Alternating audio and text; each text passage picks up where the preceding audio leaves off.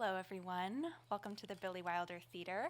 I'm Shannon Sanova, Manager of Public Programs here at the Hammer Museum, and I want to welcome you all for tonight's conversation with artist Roberto Gil de Montes and Hammer curator Pablo José Ramírez. Roberto's work is part of the Hammer Contemporary Collection, which we launched in 2005 to build a collection of international contemporary art made since 1960, with a special focus on Los Angeles-based artists and works on paper. Our growing collection includes many drawings and photographs, but also features paintings, sculpture, and media arts. In March, as many of you know, the Hammer unveiled our new building expansion, and we decided to present works from our collection to inaugurate the new spaces. Our current exhibition, Together in Time, is the largest presentation of the Hammer Contemporary Collection in our museum's history. Roberto's work is featured in this exhibition, and we are thrilled to have him here for our Los Angeles homecoming. Before sharing more about Roberto and Pablo, I want to mention conversations we have coming up with several other artists featured in the Hammer's Contemporary Collection this summer. Artists Mariah Garnett and Jalar Koshgozaran will share a conversation with curator Aaron Cristoval on Wednesday, July 12th, and artist Willie Birch will be coming all the way from New Orleans to speak with curator Aram Moshaedi on Tuesday, July 18th. We hope you'll come back and join us for these conversations. Tonight, Roberto and Pablo will share a conversation about Roberto's work and practice, after which we welcome you to ask questions, but please wait for one of our ushers to hand you the mic. After we conclude Q&A, we'll have some light refreshments in the courtyard where we can continue what I'm sure will be a fascinating conversation. Now, a bit more about Roberto and Pablo. Roberto Gil de Montes was born in Guadalajara, Mexico, and relocated to the United States as a teenager, going on to receive a BFA and MFA from Otis Art Institute. As a young artist, he became involved in the Chicano art movement in and around Los Angeles. In the 1980s, he returned to Mexico City, where he worked at the Museo de Arte Moderno and on Artes Visuales, the prestigious arts journal that explored visual culture in Latin America. Roberto returned to Los Angeles to concentrate on his painting practice and began to exhibit widely. He also became involved in the creation of LACE, Los Angeles Contemporary Exhibitions, and began to show with Jean Baum Gallery. In 2000, he and his partner Eddie moved to La Peñita, a fishing town on the Pacific coast of Nayarit, Mexico. Roberto and Eddie continue to live and work in La Peñita. Pablo José Ramírez is a curator here at the Hammer, currently co-curating Made in LA 2023, Acts of Living, alongside independent curator Diana Nowie. He holds an MA in Contemporary Art Theory from Goldsmiths University of London, and his work explores non-Western ontologies, brown and indigenous histories, and the politics of non-colonial aesthetics. Pablo was the inaugural adjunct curator of First Nations and Indigenous art at the Tate Modern, where he played a key role in shaping the acquisition strategy and advancement of Indigenous and non-Western practices. In 2022, he was part of the curatorial council of the 58th Carnegie International with Sohrab Moebi, and in 2015, he co-curated the 19th Paz Biennial Transvisible with Cecilia Fajardo-Hill. Ramírez received the 2019 Independent Curators International CPPC Award for Central America and the Caribbean, and is the founder of Infosonica, a leading cultural curatorial platform dedicated to research around non-Western sonic cultures. Ramírez has lectured internationally and published extensively, and we are so lucky to have him. Without further ado, please join me in welcoming Roberto Gil de Montes and Pablo José Ramírez.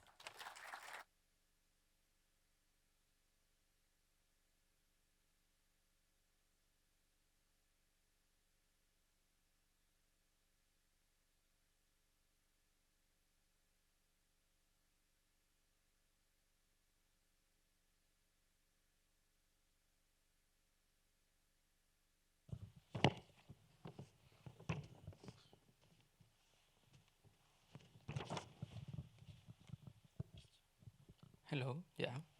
It's working well, right? Mine is not on. Let me help you. Should we try that? Can you try there? Yeah. No? Let's see. There it is. There it is. I Thank you. I thought we were going to have to quit. Yeah. We will just Let's leave. go. Yeah. Thank you, everyone, for coming. It's good to have you here, and especially thank you, Roberto and Eddie, for being here. It's been good spending these few days just chatting and catching up and learning, especially. So we will have a conversation that spans more than 45 years of career, of life, and of movement, and of bodily experiences. So there is a lot to chat.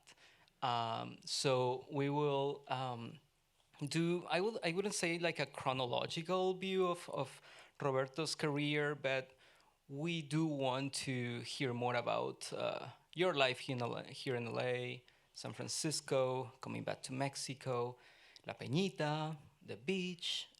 So I think we can start there a little bit. But before that, I will just would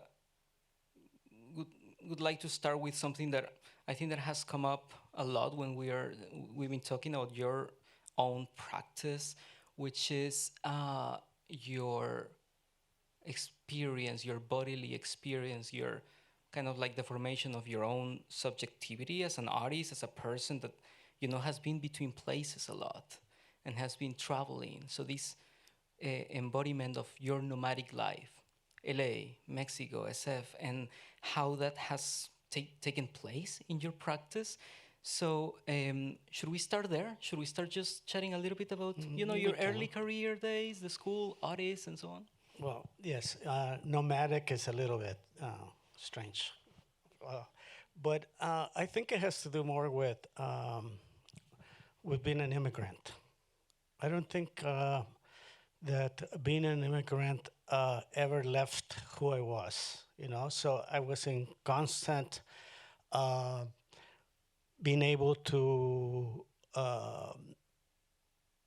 be in different places, not just Mexico. I actually think that moving and being an immigrant to here to Los Angeles prepared me for what I was going to do later. So I came here when I was 15, and I think I never got over the idea that you can live in another place and also get up and go live like I did in Mexico City and work in Mexico City, and then live in San Francisco and come back and go live in a small fishing town in Mexico, which finally stopped to live there.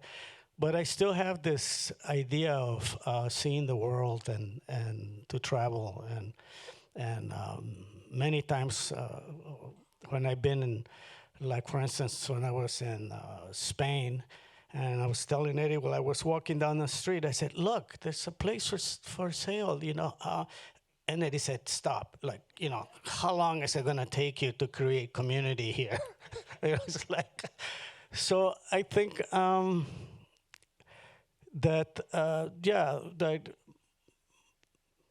coming here as an immigrant shaped a lot of the future for me when I was 18 years old. I say when I was 18 years old because I think that's when I finally started waking up from that I had arrived in the city and I didn't speak English. So it took me from 15, I think by the time I was 18, I was already speaking. And that was when the walkouts in my high school started, and all of a sudden I was no longer Mexican American, I was now a Chicano. And I think all those changes really had a lot to do with my practice as an artist, Yes.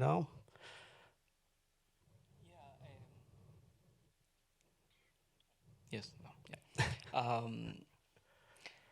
Yeah. I think that there is something about, as you said, being an immigrant, your experiences, like the transnational experience, queerness, communities in different parts in Mexico and LA, and the formation of art categories that we spoke about. Like, how is that, for instance, the idea of Chicano art coming from the Chicano movement in the 60s somehow embraced your practice and you embrace the like certain community. So could you tell us a little bit about that, like how everything started? Whom did you met? I know Carlos Almares was like a important figure for you as well. My first experience with Chicano art was I was in high school and 17 years old, and a friend tells me there's going to be a Chicanismo show, and it's like, where? It's in East LA and Belvedere Park, and we have to take our work. And you take a painting, and we'll borrow a car and go there. So we show up in East LA with our work, and I had taken a poster. It's not really a poster. I think it was one of those paintings they sell to put over couches, and my parents had one. And I took it down and I painted it like over with my own stuff, and I took that to the show. And the curator of the show was Gilbert Lujan, who called him Magoo. And he got to work, displayed it, and gave us something to sign, and we left. And that was my first experience. When we went back to pick up the work, because I don't remember we went to an opening or anything like that, we noticed that he had given an award to everybody. Everybody got a ribbon. And I thought, this is interesting. So that was my first experience as a Chicano artist with Gilbert Magoo Lujan. But I did have another experience, and that was at Vincent Price Gallery. And I was already a student at Otis in my first year, and there was another Chicano art show. And I showed up with my work, and they said, is this your work? Excuse me, but this is not Chicano art. And I went like, what? And so I was already in art school, and I was painting like Agnes Martin, you know, all these little lines, and it's like, well, this isn't it. But I don't know what I did or what the conversation I had, but they did accept the work.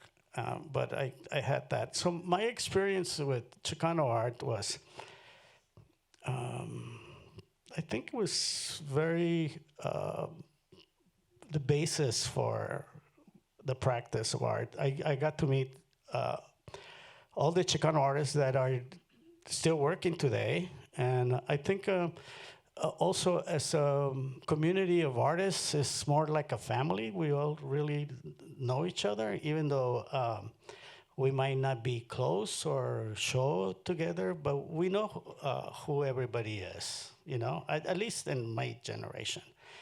And I think that's basically how I started. Later on, I met, in school, I met Carlos Almaraz, who introduced me to Judy Hernandez. And I didn't know that Carlos knew Gilbert Lujan. And from Gilbert Lujan and Carlos Almaraz, I met John Valadez, who we've been friends forever. And other artists, Fatsy, Gronk, Harry Gamboa, with them, Asco, Harry Gamboa invited us, Teddy Sandoval and myself, to be in a show, which I loved. And so that was the start of it. And I think also in high school, and I think this is the image of me at 18 years old doing my self-portrait. And I was just telling Eddie that I remember, and I'm sorry if I go off on the tangent, but I was telling him that I remember just yesterday that the photo had to do with, I was wearing an American flag colors, and I painted my face white. And my first artists that I saw in high school were Noah Purifoy, who's right there, and Betty Saar, and Roberto Chavez. So those were the first artists that I saw that were professional artists, and it had a great impact on me. I'm right there with him, looking at Noah Purifoy, and what was really interesting for me is that 20 years later, I was showing at the same gallery with Betty Saar.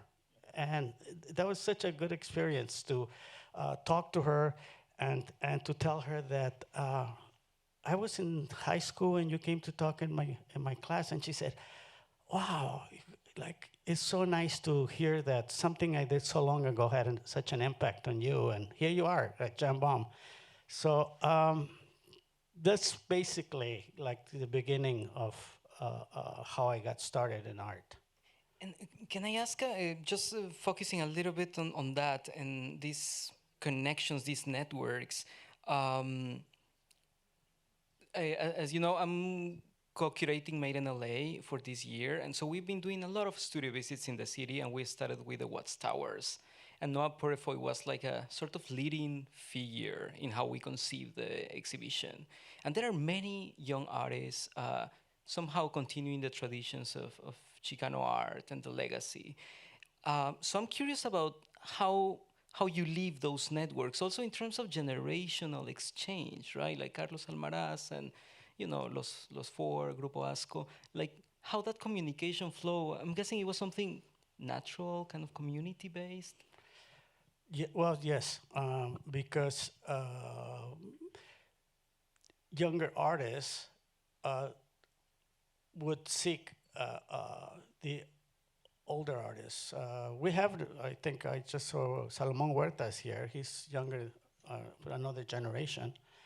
And, but yeah, there were many other artists. There also were Mexican artists who didn't consider themselves Chicanos. So they were like, yeah, but sort of like a network of people, yeah. And some of the artists that later on were in the Chicano art movement had been in my high school, you know. But yeah. Did I answer your question? Yeah, yeah. And you mentioned something interesting. You said that like some artists would probably not consider themselves Chicano artists, or would be, as always happened with art categories, right? That is like distance, some feel part of it, and you kind of like, how in your case, in your practice, how that relationship evolved, I guess. Well, it was a little confusing. You know, an immigrant. I hardly spoke the language. And then the next thing, we're in the walkouts. But I was already making art and school. And so there was a little bit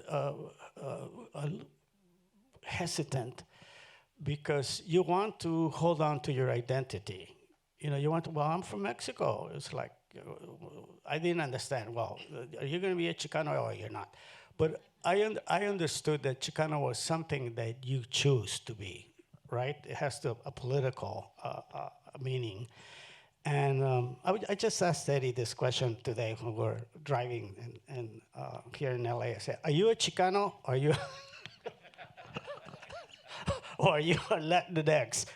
He said, I'm a Chicano. Oh, okay, I get it. So, yeah, it's being Chicano is something that you choose, and it's a political stance, you know. My artwork was not overtly political by any means, but I understood that I was a Chicano, and that I was also a Mexicano, and then I don't know. You have this back and forth between. Like I just never stopped going across the border like many times. I asked Eddie, how many times did we cross the border driving to our house in Mexico? And it was like 27 times we drove back and forth, you know, in 15 years, because we do it twice a year. So going back and forth in the country is like very interesting too. Like you get to, when you can fly, like I flew here, it's not the same as getting on a car and going and seeing the country, especially northern Mexico. So I think all of those things have something I showed you an image today of that, what do you call it, deer dancer that's 30 meters high in the middle of the desert, and I always have to stop and look at it, and every time I go by, I have to photograph it. So yeah, there's something about being in both places, in both countries, and I don't know who else does it, but I'm sure there's people who do the same thing. And thinking about this idea of both being in both places or in this movement, you then spend time in Mexico. You were telling me that you were a young boy, and then you were thinking, you told your parents, your father, I want to go back to Mexico and I want to spend some time there, and they were like, what are you doing? Like, why you want to come back, kind of thing. And then you went and worked for the Revista Artes Visuales, no? Yeah, on the but Museo de Arte my Moderno. parents were like, why would you want to go back to a place where there's no opportunity? Because that's why they came to this country. And I have to say this, that every immigrant, at least I'm going to speak for Mexico, they don't want to leave their country to come here. They come because they need to work. In the town where I live right now, the daily wage is $10. It's like nothing really. So yeah, we used to say it's like I used to hear people say like, yeah, we didn't come here to go to Disneyland. We came here to work. So yeah, my parents were like not keen on me going back to Mexico, but I took a job to work in the Museum of Modern Art. I got invited to work on the idea for the magazine, which was the only Latin American magazine, art magazine, because they wanted to explore the idea of Chicano art as an exhibit for the Museum of Modern Art. I don't know if, we're still working on those things. We're still working on having Chicanos and having Mexico communicate, like create those networks, that would allow artists to show in Mexico. And there was a art fair, I think it's called Maco, and Eddie and I went, and I saw Chicanos that were in galleries, and they pop galleries in Mexico City in downtown. So I began to see that something that we started many years ago, because I remember I did a show between Mexico City artists, which were groups like ASCO was at the same time. And I did a show with Grupo Proceso Pentágono, and the show was called Testimonios de Latinoamérica, and it was a male art show. We did it at Lace, and that was a really interesting experience because I was working with artists that really had this idea that there should be some networking going on with the Mexicanos and Chicanos here. Well, later turns to be Latin America, no? And that's really interesting. Like, this is the show also where Clemente Padin was part. Yes, it was artists in exile because of the repression in Latin America in the 70s. Chile, and artists were persecuted and killed and jailed, and a lot of them left, and they continued their art practice through the mail. And Felipe Ehrenberg put together this collection of mail art, and we exhibited it at Lace. Roberto, and if I can get a little bit of your perception in those years when it comes to, because you have the feeling that growing up in my case in Guatemala, and Latin America had its own thing, right? On one hand, like dictatorships, networks of solidarity between the U.S. and, for instance, Central America, as we know, and so on. And there was a very kind of politically charged movement of artists in Latin America in the 70s, 80s, dictatorships, and so on. So different groups, different bubbles with different struggles. But though there were connections, right? And my feeling is that you experience that because of your also being in between, right? Like this movement between the U.S. and Mexico. There is something about Latin American art and political art, Latin American conceptualisms, for instance, and so on, and Chicano art.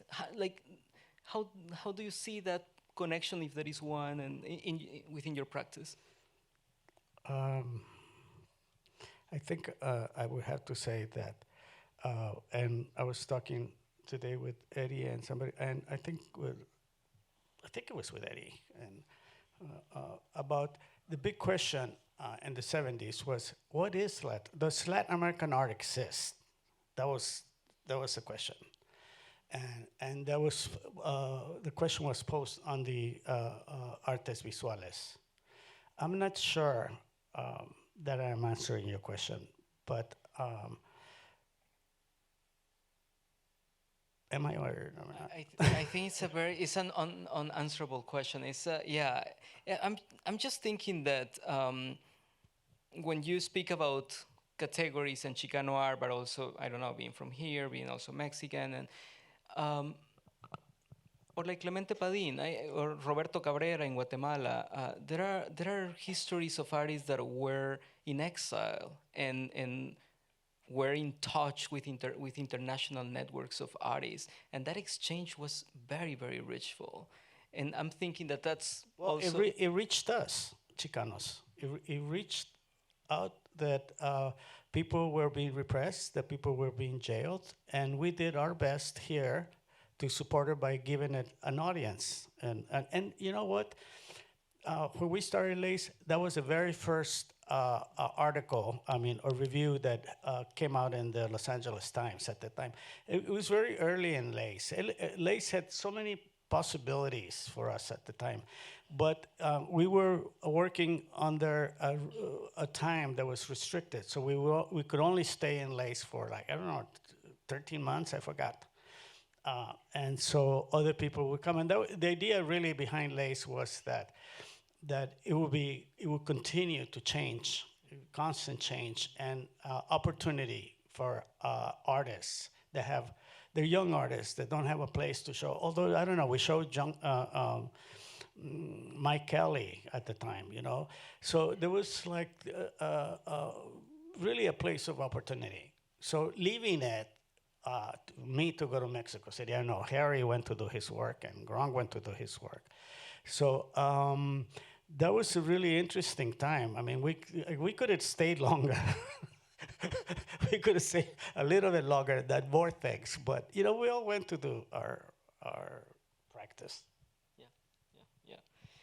yeah. Thinking about staying longer or not. In the early 2000s, you decide to start moving to La Peñita, to Mexico. It's a process, right? But can you tell us a No. bit? On my 50th birthday, then the very next day, we moved to San Francisco. Eddie said, we're going for a year and we're going to come back. So we left our house there and our books and everything, and we left. And we were living in San Francisco, and we found out that we're really not coming back very often to LA, but we're going to our house in Mexico. So when Eddie's job that he had in San Francisco ended, we decided, let's put everything in storage and let's go to Europe. So we went and we stayed for 3 months roaming around until we ended up in Morocco. And then we said, well, okay, let's go back home. But then the home that we had was rented, and so we decided we'll go to La Peñita. We have a house there. And when I tell you a house, it's not at that time, it was like a casita, But we went there, and I think, and I say it all the time, it's like when you are like this, you see yourself like not only as a human being, but an organism, and you get to a place where you feel really good. You know, everything feels, this is nice. This is all great. And we just stayed. We never planned to live in Mexico in this village, you know, but we just did. And I continued to work, and I would hear things from friends here. It's like, people are gonna forget about you. And I was like, they're gonna forget about you. You know, you've been gone too long. And I was like, I really thought that didn't matter. I think what mattered was that I could continue to work.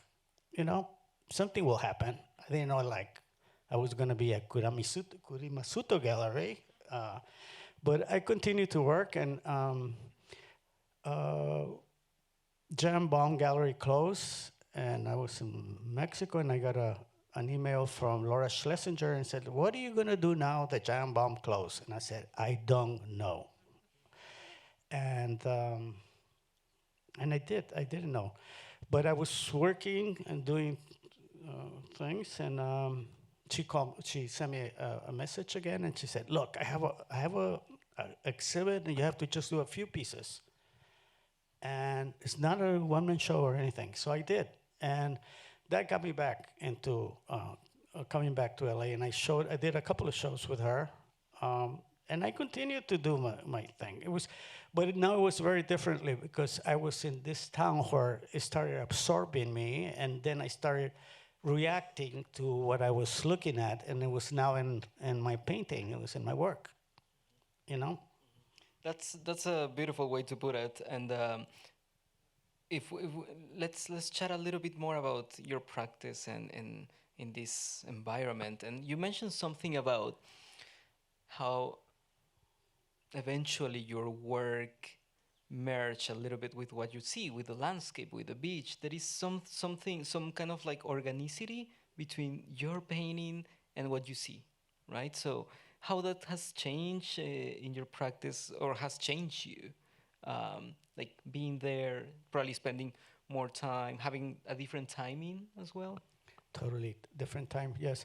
Um, the last time I had a show here with Laura Schlesinger, I drove from Echo Park, and I was frightened. I was really frightened. All these cars going really fast, and I realized I lost it. I lost the ability to drive in LA. So I got to the gallery in Santa Monica, and was setting up my show, and I was touching up things, and I got in the car to come back, and I got home, and Eddie said, "What took you so long?" And I said, "There was so much traffic," and I was so glad, because I was bumper to bumper all the way to Echo Park, and I thought, like, this is, I mean, it was safe. I felt safe, but I understood that I cannot honestly come back to LA if I won't be able to drive. And in La Peñita, I have a car, but I drive 5 blocks to my studio and back up. That's it.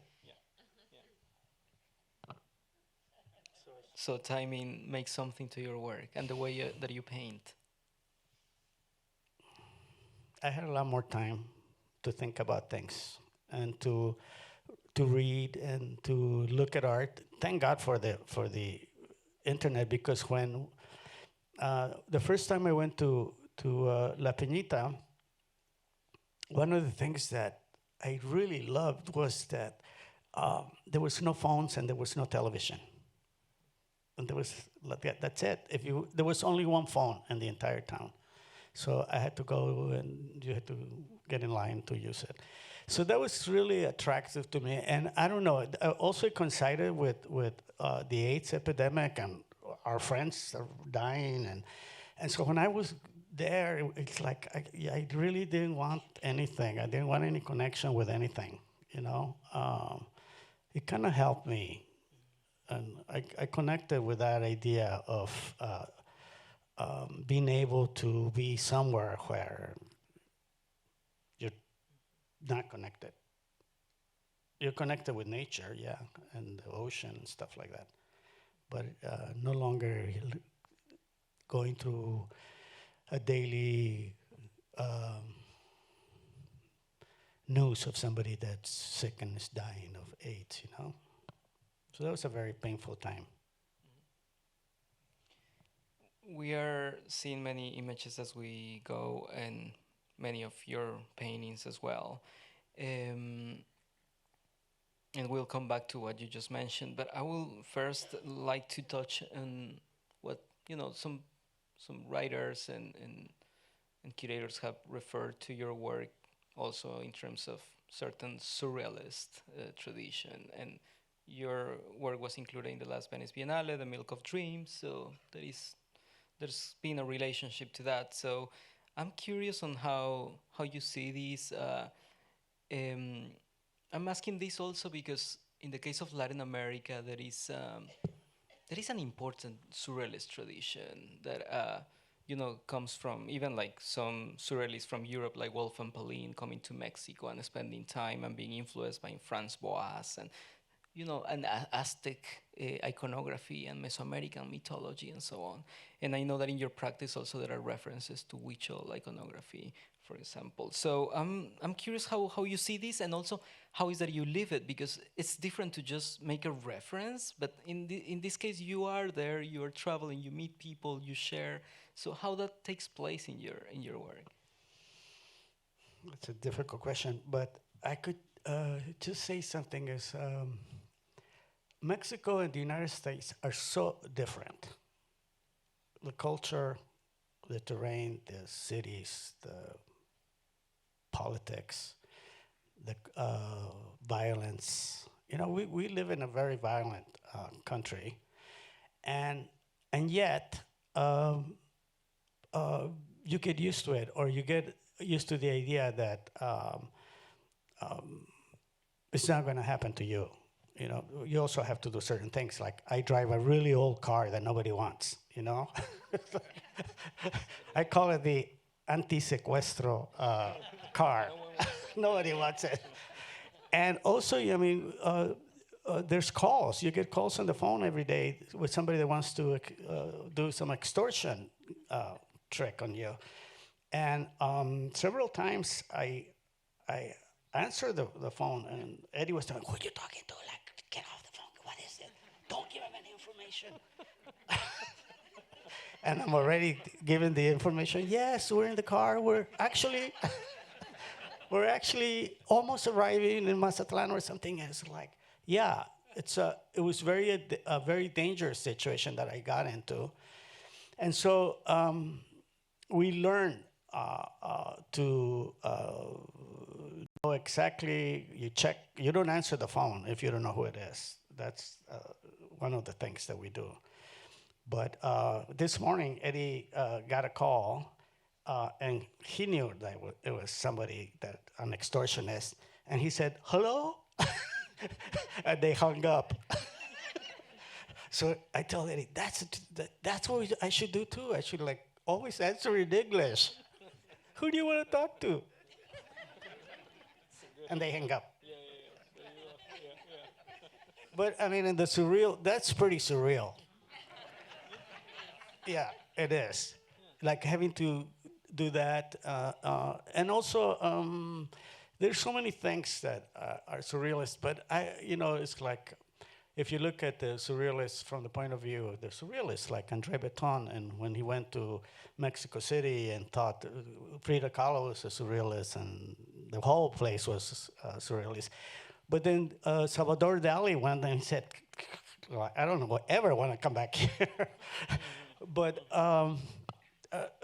in my practice, I don't think that I'm really doing surrealism at all. It's not like that. It's like I almost intuitively do these things. My paintings are not all planned, and then I do the work. You know, it's like actually it's growing by almost, I would say, by itself, but no, because I'm painting it. But it is.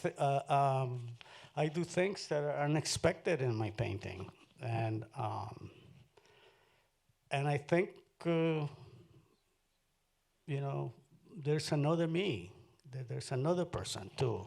Like I know I'm doing it, but I also think there's something else, something that is moving me to um, have deer heads flying in the air, or like or a hole as vast in the ground under the entire painting. I don't know, but there were so many other things that were surrealist that pushed me into at least an area there, and that was when those 24 students were murdered and burned and disappeared in Mexico, and that really, like, I couldn't stop thinking for many days and months. I kept on, and I wanted to do something. And I was in Mexico City, and I saw the families, with the photos on the streets asking for justice and stuff like that. So that does something,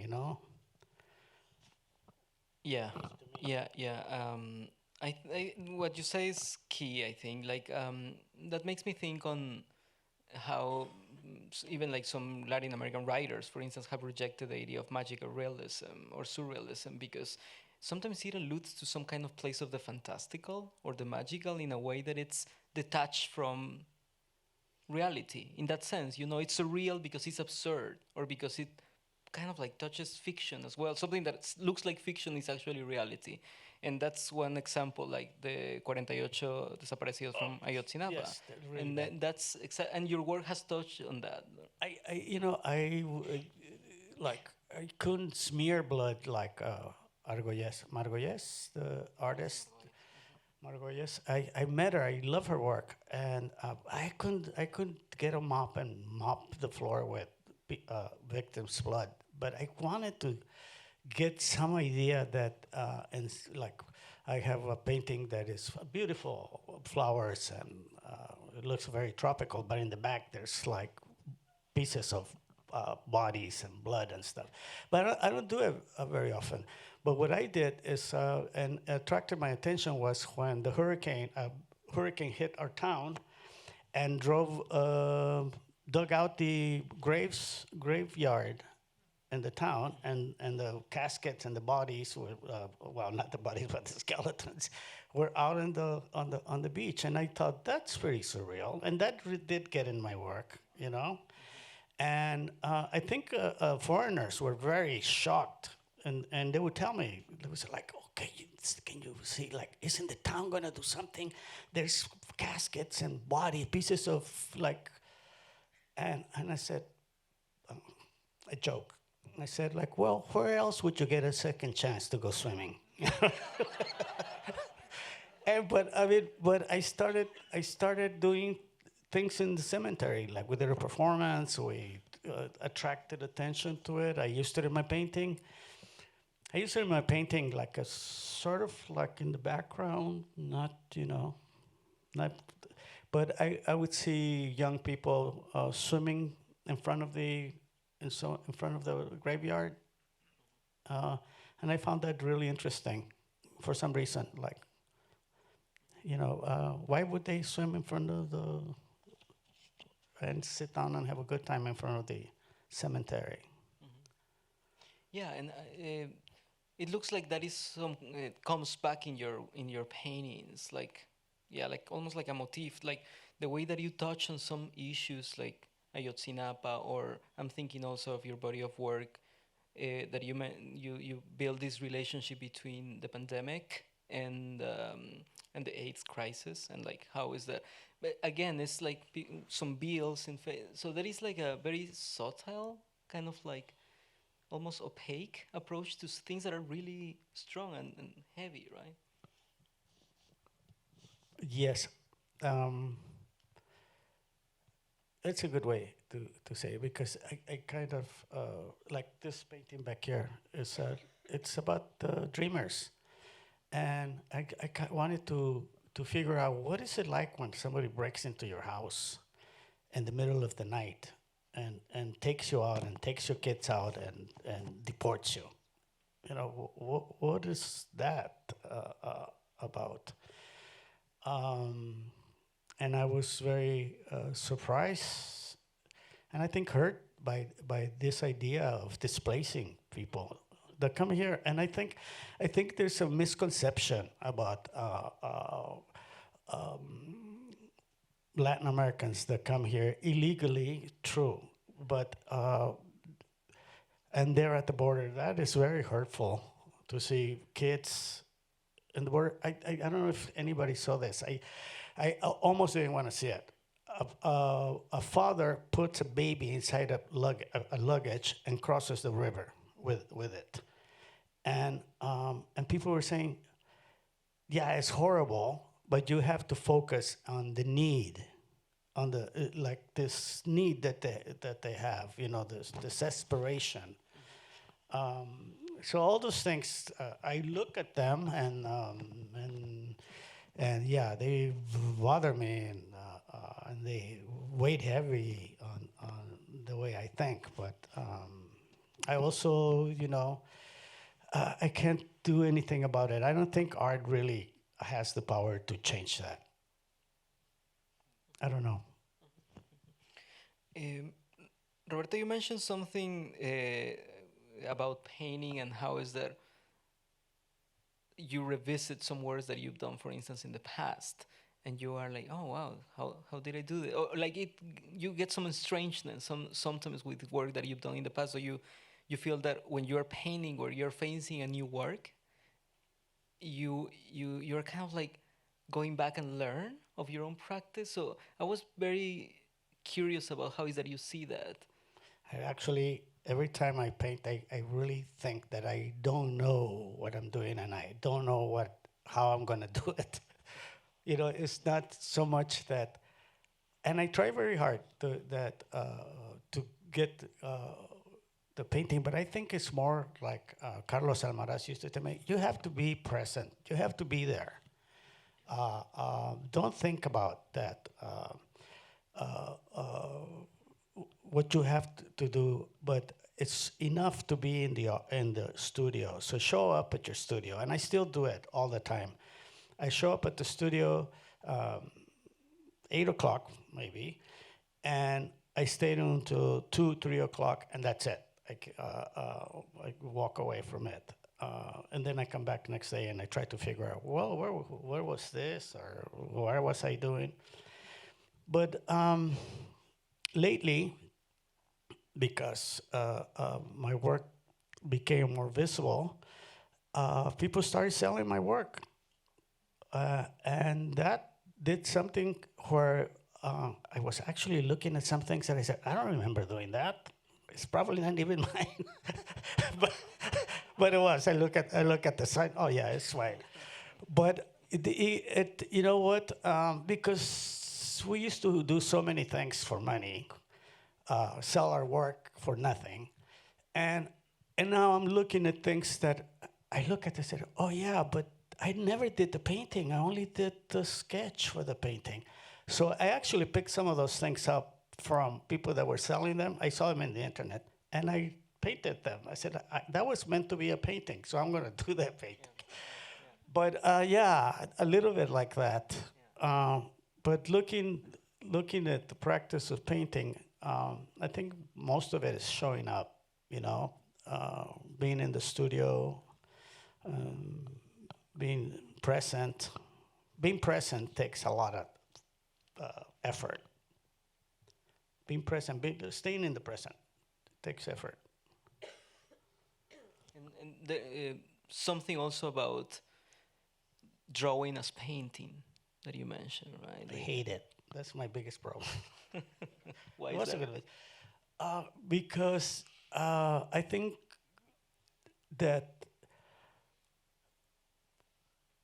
to paint in a loose kind of brushstroke or sort of more immediate, rather than draw up, I don't like to. I make the drawing and then I fill it up with paint, and I don't see that as painting. You know, there's so many other things that happen in painting, and that interests me more. And I got that from Carlos. Carlos taught me so many things about painting, and he would say, "Don't draw with the brush, paint." And it was like I couldn't what? What does he mean? Like paint? Don't draw with it. Don't draw with your brush. Paint. And other times he would come in and say, like, leave it alone. Like it's enough. Like, leave it. So now, as I'm working, I feel like I'm trying to, okay, less detail, less of this, less of that. Less is like more like, and I'm still trying. I mean, like, I'm 73 years old, and I think, God, if I only live another 30 years, I could do it. Yeah, yeah. That also makes me think of what you mentioned, and this presence of around folk art, and this might be more of an impression, but I, you see something in folk art that is directly related to daily life and intimacy and people's lives in community, cultures, and so on. And there is something pretty intimate in your paintings that I relate to the idea of folk art, not because they look like folk art, but there is something conceptual about how they narrate something. I grew up like less than 5 miles from a very important ceramic center that's been there for 400 years or more. And that was my first impressions of art were ceramics. Uh, and I still to this day love ceramics. I'm totally attracted, like want to buy it. I want to own the ceramic piece that I see. Somebody came into my house one time and said, "Oh, you collect uh, ceramic dishes." And I looked around and said, like, so, and I didn't think I was collecting as much that I love these things. But I got an opportunity, and I worked in Oaxaca with on a show, and I think Salomon Huerta, who's here, was in it. And we were paired um, with artisans, and they paired me with a family in Oaxaca that did ceramics. And that experience taught me that, oh, actually, I'm a lot like this. I approach my art like they do, more immediate, more. The woman who was a master ceramicist, we said, "What are we going to do today?" And I was well, let's talk about this. Like, what should we do? She goes, "Well," I would tell her, "Well, it's a museum show, so we should do like large pieces." And but I was very taken by their simplicity, their way of life, the way of life. Like, her father, who was almost 100 years old, was there working ceramics. He hardly talked. Her son was working with her, and then little kids in the family would come and they would give him clay to play with. And I thought that's beautiful. That's so natural approach to art. And I have a piece of ceramics that I've had since I was 15 years old, which I love. Every time I see it, it's like, I don't know, it moves me. And it's a gazebo. It's a gazebo, and it has little wires with doves flying around, and the people are different sizes. There's a guy with a big guitar, and there's a little guy, and like, and I think I did that with my painting too. It's like that relationship between the figures doesn't matter if one is bigger and the other one's smaller. But I still have a really hard time deciding which is the way that I should paint. So most of the time I just struggle until I finish, and I think, oh well, it's okay. It's not really what I was aiming at, but it's okay. Yeah. I have to. That makes me think of El Olvido, and it takes me to the painting, which is now here together in time at the collection exhibition at the Hammer. And there is also, well, there is that, right? Yeah, Story, and there is like, yeah. But sometimes it's almost like I consider it's almost like telling a story. Like, well, okay, there's there's a figure that's giving birth, but it's actually a skeleton. And then there's a body that's thinking, that's, I think it's meditating. So it's meditating on death. And then there's a shell. The shell is too big. And then there's a glass with a little flower. And that happens because when I come in the studio, I just start piecing it together. And I think, it just comes out of nowhere, really. I have some friends that help me with my show, Kuramisuto, and they're poets. And I really like the way poets work and the way poets are. And in the show that I was selected for the biennial in Venice, there's one painting called Los Poetas en el Mar, the poets at the sea. And that came, it was a very emotional moment. My friend, who's a poet, and her husband, a Mexican poet, and one from England, they were leaving, and they come every year and they stay 3-4 months in La Peñita, and they were leaving, and Lucy Foster comes running to my studio and tells me, I'm leaving, like, this is it. And then she starts crying. And I'm at the door of my studio, and I lock the door, and then I turn to the painting, and I add the poets, her husband, and her into the painting that I was doing. It's like, I don't know how I made it work, but it seemed like the right thing to do at that moment, So it's like just piecing things together, not, I don't know. This is a wonderful way, I think, to open. Should we open to questions? Sure. I'm sure there are many, so I'll just. Oh, there's the Chinese writing. Somebody here did this, the writing on the Chinese. There you are. What does it say? The 8th ball. It's the 8 ball. Exactly the 8th ball. Oh, great. Number 8 ball. The number 8 ball. This I did this painting, and then one of my students, Alessandra Moctezuma, who's here, and I was doing the painting, and I said, I need somebody to write something in Chinese on my painting. She said, I have a friend. And she did it, and she's here. So even that, like. I think there was someone here with a question.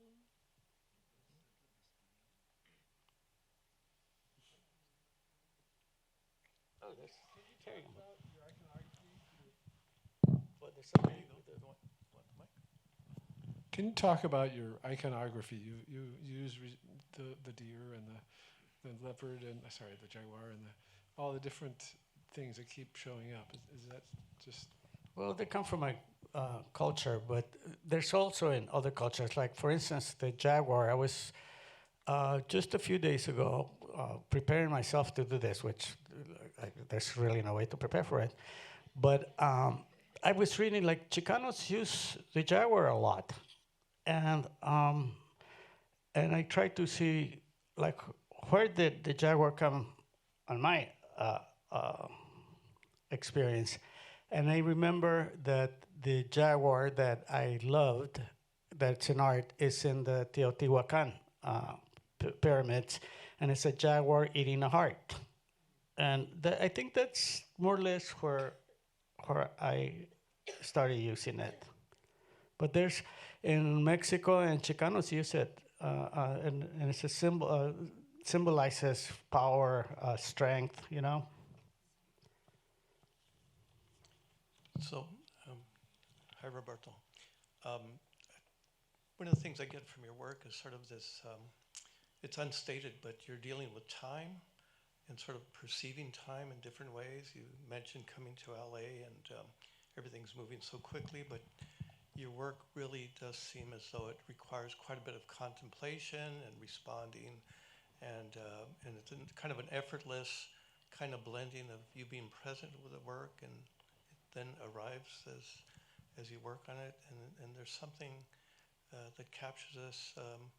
And you mentioned the age of 15, and you mentioned 73. That's quite a bit of time, but in that, in between that though, it's been sort of an endless, ongoing momentum of creation, and so not everyone has such sustainability and expertise developed to continue to do work.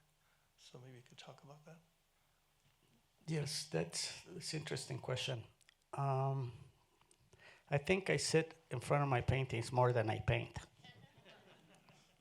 And there is some connection there. Sometimes it's not even that I am looking to see what else I should do to it, but just in contemplation of what I'm doing, you know. And I really enjoy that part of painting, the sustainability of the effort to paint.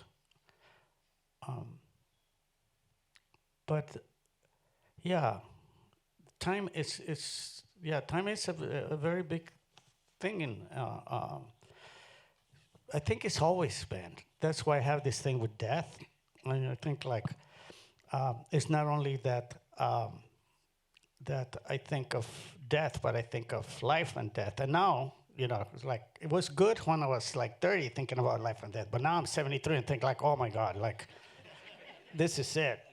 Let's prepare. And Eddie and I talk about that. We talk about, yes, we need to prepare. We need to have things in order because it could happen in any minute, any time we could go. So we have done that in a way, and in a good way too, acceptance of it, and like I said, 30 more years and I'll get it done.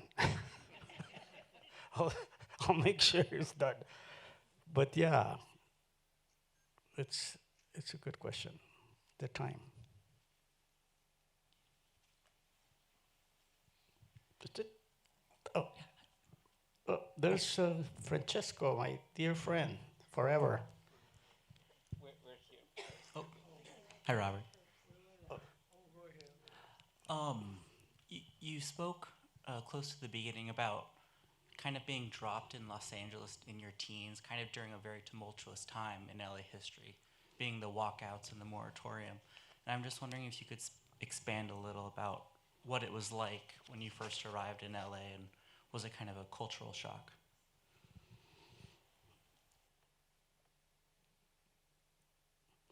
Okay. My parents lived in Chicago for many years, and I stood in Guadalajara with my grandmother. But my parents, who were immigrants, decided, you know what, we're not going to go back to Mexico. Let's just bring the kids to live here. So my mother, who was very smart, said, Chicago is not, they're not going to like Chicago. It's not in any, this is, and so without ever having been in LA, she came to LA. She only stayed one day on her way to Chicago. And she went and told my father, we're moving to LA. And we all got in the car and we came to LA, and on a 57 Ford, it was 5 o'clock in the morning, and my father stops the car in front of Chinatown on Broadway.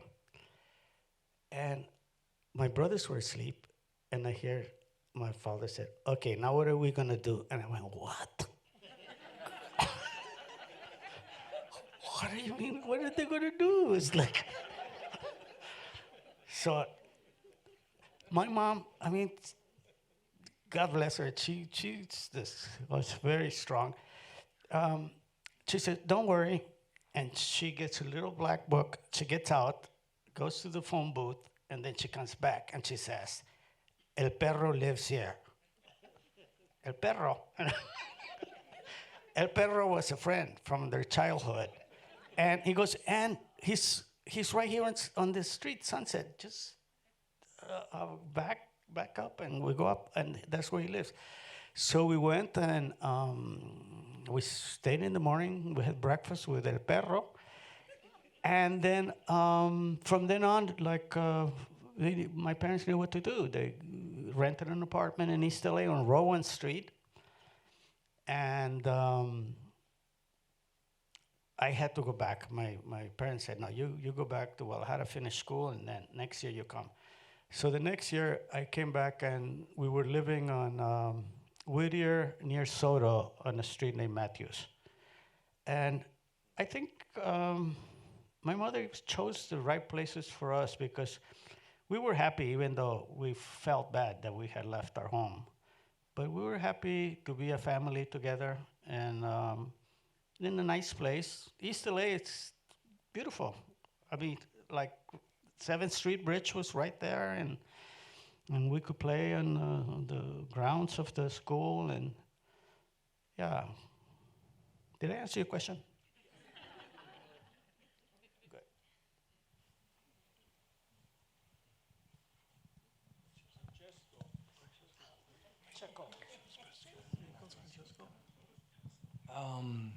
Well, I was just thinking whether, I mean, on a very different note, do you see some sort of in the background, because obviously, at least for me, you represent many of us in this trajectory as we, as practicing artists, deals with the dominant culture, let's say, whatever that may mean.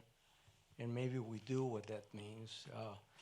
And is there a background, like some sort of, as you have worked as an artist in Los Angeles and lived in Mexico and known the group Asco and Harry, and we met some time ago, and all of a sudden you're in this photograph with Gabriel Orozco in New York City, and you're showing in Curimansuto. Do you, I guess the question is there some kind of a trajectory in terms of a strategy of some kind that you could maybe think of as to what is happening in the background as you, Robert Gil de Montes, that represent us, as you arrive at Curimansuto, which is a gallery that is has a lot of presence, and that's I don't you know what I mean, right? Yes, totally. Yeah. I have to say something about that, definitely. I'm in this little town that I decided to go to where there's, I want to say there's nothing, but there's the ocean and there's the jungle and there's all this stuff. I was not concerned with that I have a career or that I should show. In fact, like, I have to thank Laura Schlesinger that asked me to come and do a show, because I wasn't thinking of anything like that. I wasn't thinking that I'm going somewhere and I'm struggling. In fact, like, I resented some of the idea during the Chicano years that somehow it seemed like it was more of a sport than art. It's like a competition. And I would think, well, I'm not competing with anybody. I'm doing my art. So when I was in and I tell you how it happened. So my friend, the poet, one was from London, and she had a friend, Malik Masurki, and they're at Cambridge as students. They run into each other after a couple of years of not seeing each other. And, what are you up to? And she says, I got a job. I'm working in Mexico City at a gallery. And she goes, an art gallery? Yeah. My friend tells him, well, remember I told you I have a friend that's a painter? And she said, yeah, I remember, in La Peñita. Yeah, he didn't know where La Peñita was. And he goes, well, I'm on my way back to Mexico City. Why don't you send me some images? So she does. I wasn't aware of any of this. So she tells me, I have a friend, and I think I told you about him. He tells me, well, anyway, he's going to show your work, or actually, he showed your work to this gallery, and they want to interview you. And I said, fine. So we set up a Zoom call, and they said, Jose Curi, the owner, and I think Monica, they said, well, look, we saw your work, and we like it, but we have COVID, but we like it, and we have this program called Siembra, in which there's going to be different shows by different artists, and we want you to have a small show with us, but we have to tell you the gallery's not open, so there's no opening, and but we'll put up your work and show you. So the next step that happens is they call me and they say, well, actually, we sold all your work. And I went, wow, that's nice. And they said, and we want more work. We're going to have a presence in Freeze, New York, and we want to take a couple of things. Plus, we want to meet you. We're going to come to La Peñita to meet you. And so they come to La Peñita to meet me. My neighbor is a taxi driver, takes him to the airport. And then I see my neighbor and tells me, I just talked to those people that I took to the airport, and they said they're going to call you for you to send these paintings they saw at your studio, and I'm going to take them to Mexico City in the taxi. And they said, are they crazy? Are they for real? I said, I don't know. So they call me and goes, yeah, we talked to your taxi driver, and we want you to send these pieces. And like, there goes, and I mean, it was like that. And then I was in Freeze, New York, and the curator of the biennial decided that I was one of the 5 artists she liked. And 2 months later, I get a call and it says, like, we're considering putting you in the show, but it's not happening. And then they call back and say, you're in the show. And then the gallery decided to represent me. And then I had a show in Mexico City. And I have a show in New York. But not,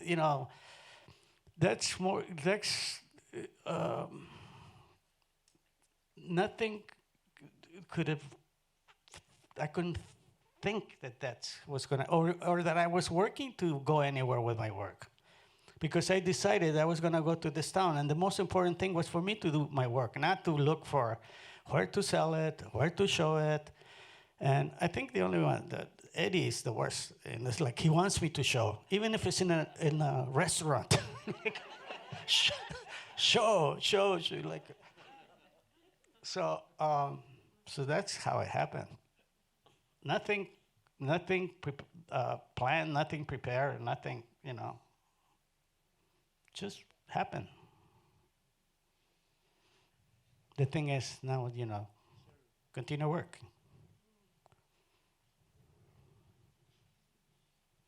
Any more questions? Or we go? Yeah, I have a question. I'm over here. Hello.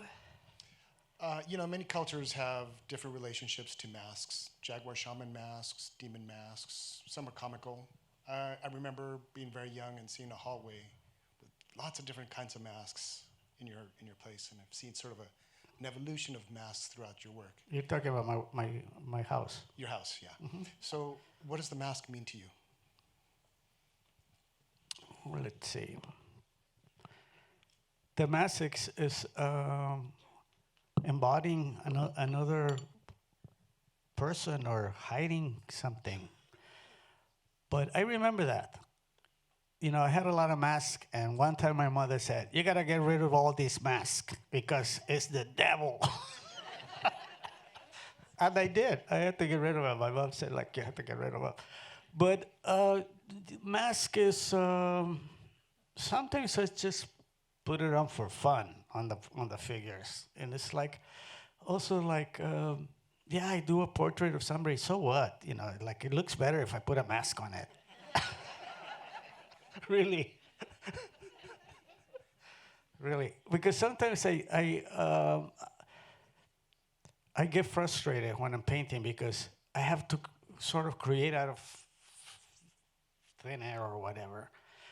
But I would tell Eddie, like, I actually need a model, you know, because if I have a model, then I don't have to think. I just have to do their portrait, and that's it. And I did several portraits in the show for the gallery, and and I like doing that, but a lot of times I just rather put a mask on them, you know.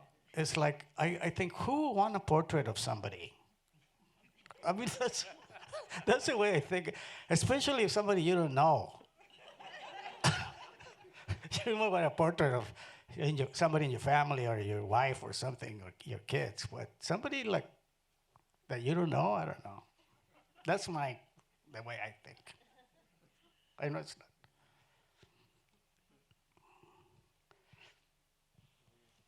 That's it. Anybody else? Oh, Right here.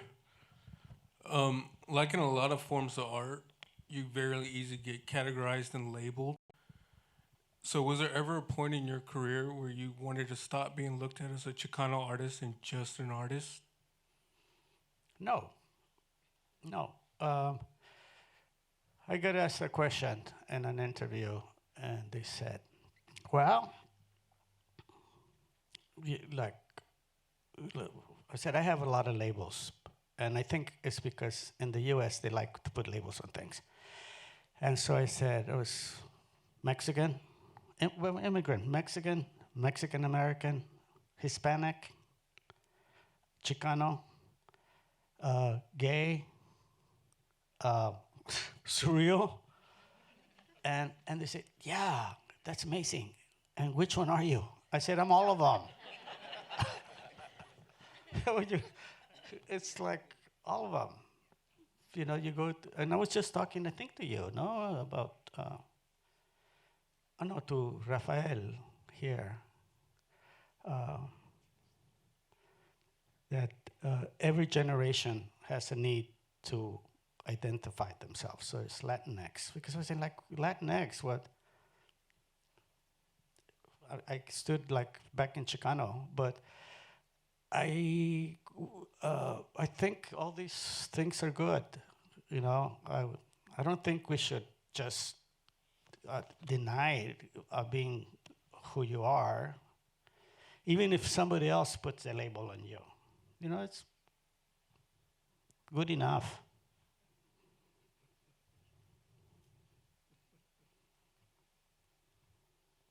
So I'm not getting a microphone, but I want to speak to iconography. In the 80s, Carlos Almaraz was pushing me to pay attention to your work. So one of the first shows that I did of Chicano work were some of the panels that were kind of manipulated photography, like the ones that just flashed here. They were big panels, like 3x3 photographs on masonite, like the 6th Street Bridge. And over the years, your iconography, when you talk about being in LA, being in San Francisco, I paid attention to what you were painting. And when you were in San Francisco, for example, you were doing an exhibit that were kind of reminiscent to me of like work by Mapplethorpe. There were vases with tulips in it and stuff. And you did a series of them. However, you did one piece during that time that you were there, which ultimately I got because I thought that it was insight into you. Somebody asked about your iconography. And in that particular image, it's a watercolor, and there's George Washington, and there's some Olmec ceramic figurines. And it was almost like an infinity. I remember it perfectly. It was a piece of paper that I kicked around in the studio and smushed it against the floor.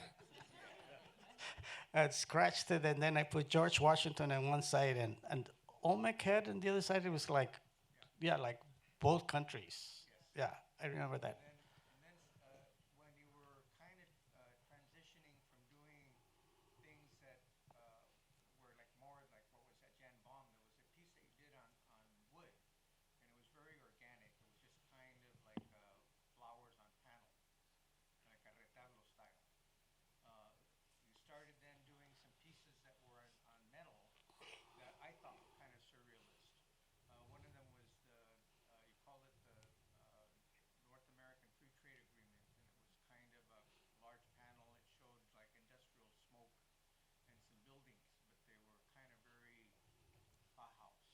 I think the best, go ahead. And the other piece that you did, same period, was a retablo style painting on metal that was a raven with a bloody ear. You know what? I used to love to go to the flea market, and I would see the retablos. I don't know if everybody knows what a retablo is. An ex voto painting done in tin, and they're from Mexico, but they're also done in other countries. And I would look at the retablos and I said, who would want to buy this damaged retablo? I mean, piece.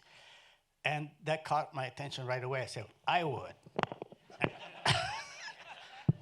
I started buying them, and they're these religious things, and then I would take them to my studio and paint devils and other things. Are those the what? Yes. But what I like about your question is very endearing to me, that Carlos told you to buy my work. That's a good friend. Later on, we were working with Fernando Gamboa in Mexico City with this during time of Carla Stelwick. One of the things that in the horse exchanges with Alvarez Bravo that I brought back from Alaska, that we did some art trading. So he gave me an Olmec figure, and I gave him some carved ivory pieces that I brought back from Alaska, Alvarez Bravo. But the Olmec figure, later on you expressed interest in it. I gave it to you, made a painting of it. Yes. Do you remember? It's Yes. kind of like A a little small Olmec figure painting. holding a skull. Yeah, So- but just a thought here is when I have a distance of time where I stop painting for some reason, like if I stop painting, I stop going to the studio. When I go back to the studio, I would bring flowers and I would paint them. That's easy. I mean, I paint them awful, but I consider it to be easy. And if you see now is I go and buy some fish and I bring them to the studio and paint them. It's like a practice. I want to not think about it, but I'll take like a couple of fish, and I always want guachinangos because they're beautiful, and red snappers. And I start by getting back into painting by painting something like, some still life.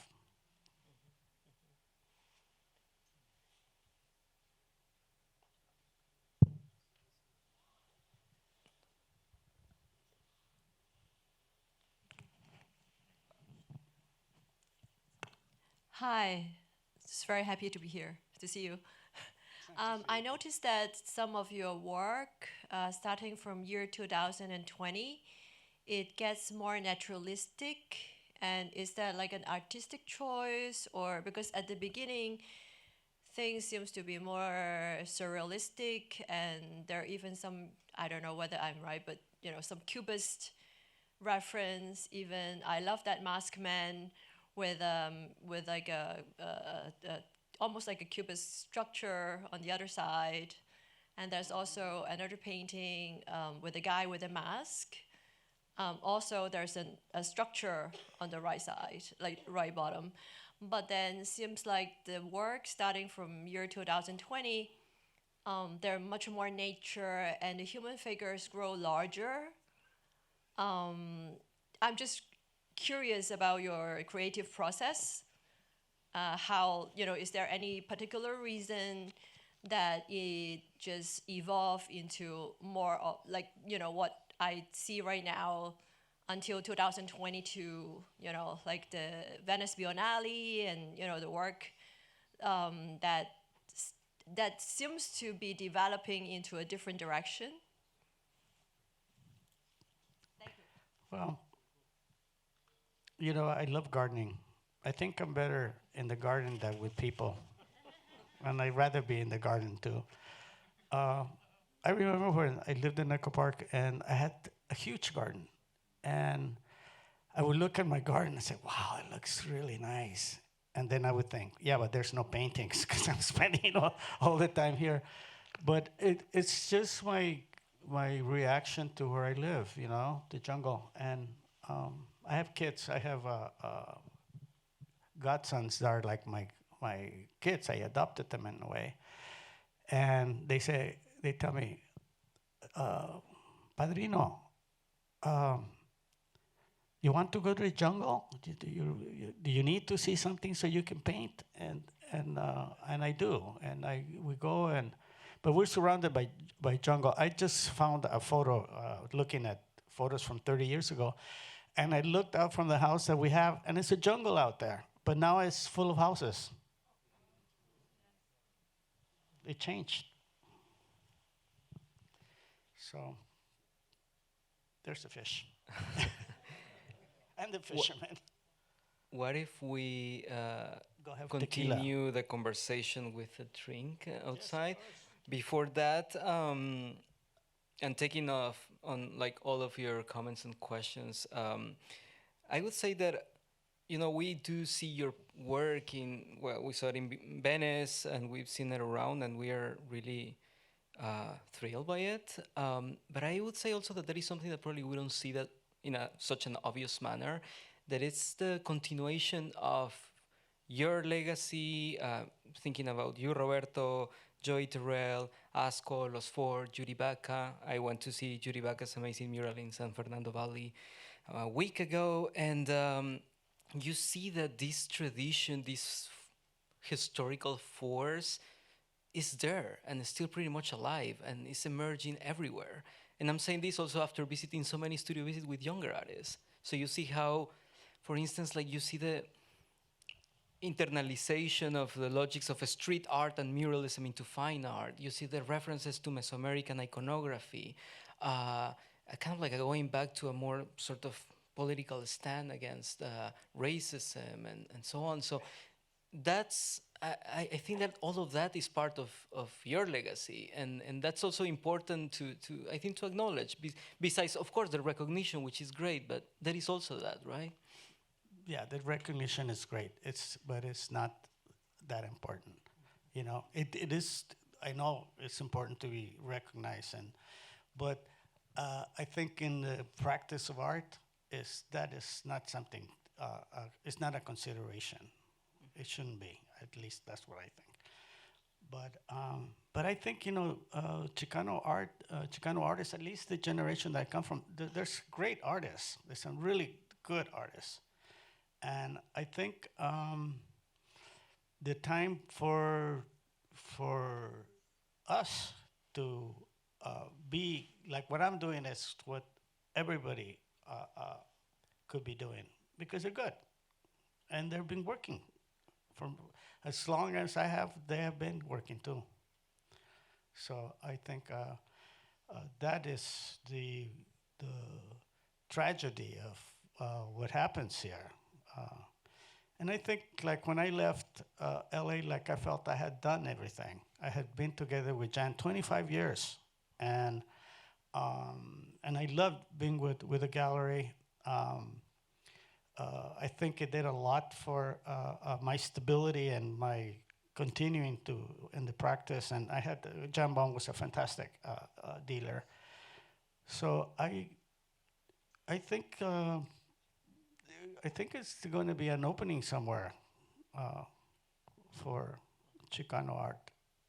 The Chicanos from my generation. Thank you so much. Thank you for your generosity. It was great. Thank you. Thank you, everyone.